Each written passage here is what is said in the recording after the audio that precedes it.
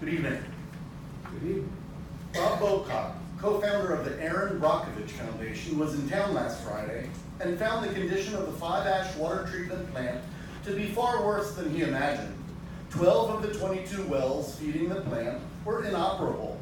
Chemicals all over the side of the building, blowing freely in the wind. There's no air scrubber, which means if the 90,000 pounds of chlorine gas on a rail car container were to leak, it would kill thousands. This was the first time in his 35 years of working with water treatment plants that he was ever denied a tour of the facility.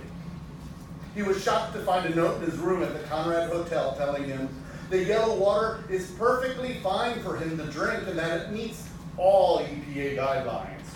Fort Lauderdale needs to stop spreading these lies. This morning I stopped by the Conrad and dropped off the water test results taken from the 5 weeks of free chlorination earlier this year. If you're not going to tell your business community the truth, then I will.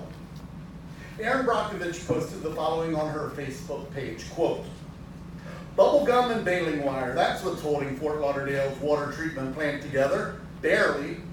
The lame excuses they give their customers about the colored water and the exceedingly high levels of toxic trihalomethanes is but a symptom of the years of neglect by city management. It would only cost a couple $100,000 to change out the media inside the 5-ash filters to granular activated carbon, as recommended in the Reese report. This would cut way back on the amounts of EVPs created, both the regulated ones and, more importantly, the unregulated ones. It would also make it unnecessary to dump a bunch of ammonia into our drinking water supply." I remember mayoral candidate Trantala stating emphatically, "Are you just going to ignore the Reese report?" Apparently, yes. Aaron Brockovich posted this on Facebook 3 days ago, quote, "Fort Lauderdale Water Department, your denial and lack of truthfulness about the operation of your failing drinking water system is appalling. A wealthy international destination community where your vast resorts and vacation-oriented businesses are paying millions for water service, and you siphon it off for pet projects.